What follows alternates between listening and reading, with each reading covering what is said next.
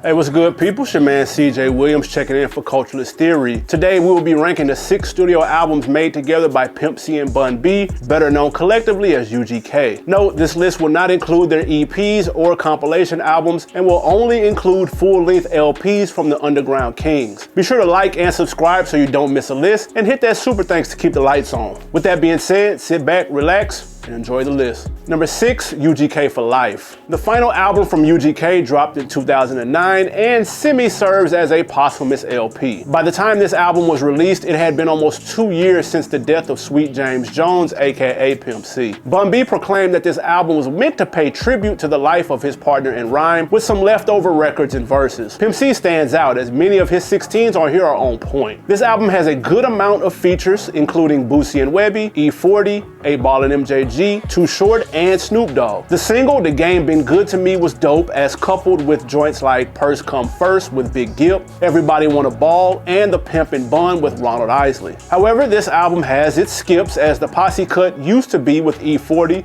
Be Legit, and Ball and G was not as strong, and Still on the Grind was equally forgettable. Without the Pimp present, we'll give this one a pass, but still, for us, it comes in last. Number 5, Too Hard to Swallow. In 1992, there was no down south anything, and with their debut album, UGK introduced many to a new sound from Port Arthur, Texas, the beginning of what would turn out to be a 15-year run. The album presented the voices of Bun B and Pimp C, as their abilities of storytelling and delivery were placed front and center. Led by the classic single Pocket Full of Stones, as well as the slept-on track It's Too Hard to Swallow, C and Bun B gave this project life. Other standouts on here include Short Texas, Cocaine in the Back of My Ride, and Crampin' My Style. The duo helped put the South on the rap map at a time when the West Coast and East Coast were running the game. They had a voice and were not afraid to let it be known. This was the record that started it all.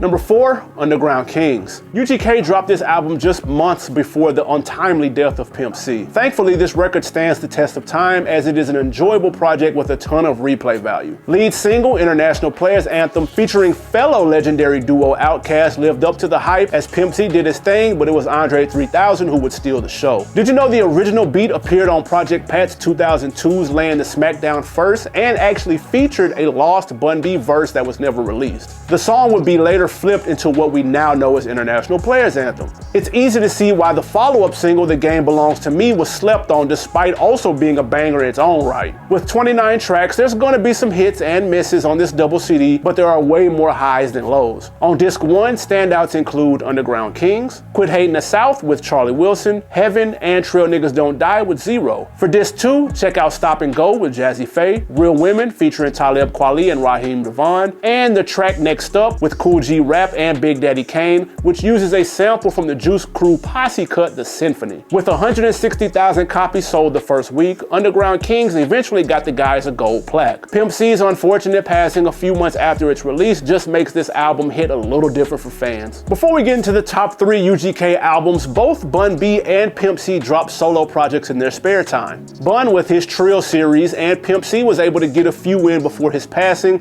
as well as a few posthumous joints also. What's your favorite solo album from either artist? Let us know in the comments. And yes, that Bun B solo ranking is definitely in the works. Pimp C too. Number 3, Super Tight. The follow-up to the duo's debut, Too Hard to Swallow, was Super Tight. Produced almost entirely by Pimp C, an attribute of his that is supremely overlooked, by the way. The album was a step in the right direction for the group, as they are more polished on this project. The thing that Too Hard to Swallow failed to do was bring their profile out of Texas to other areas. Led by fire singles I Left It Wet For You and Front Back Side to Side, those bangers showcase their deliveries and comedic but introspective storytelling that helped them become household names. Other highlights include Underground, It's Supposed to Bubble, and Protect and Serve, as well as the sleeper Pocket Full of Stones Part 2. Unlike its predecessor, the album charted on the Billboard Top 200, debuting at number 95, selling over 375,000 copies. Thanks to Super Tight, UGK were no longer just regional players. Number 2, Dirty Money. After 5 years away from the booth, Pimp C and Bun B got back together and released their 4th album, Dirty Dirty Money in 01. You could argue this project is straight through. We could be here all day naming the joints that caught fire, like the strip club anthem Let Me See It, Chopping Blades, Take It Off, that was later sampled on David Banner's hit Like a Pimp, and Ain't That a Bitch with Devin the Dude being standouts. This album was originally planned to drop in 1998, but it sat on Jive Records shelves for nearly 3 years, despite the advertisements they had placed for the promo. The duo worked with frequent collaborator N.O. Joe, who's also produced some classics with Houston legend Scarface, helping put this project on its feet. All in all, this album is high-level UGK. Their catalog would not be the same without it. It would actually be a worthy #1 if it wasn't for this next joint. #1, Riding Dirty. We can't think of any other album that stands out more from UGK's great catalog than the Down South classic Riding Dirty. Even the late Tupac praised the album after a listening session with Scarface.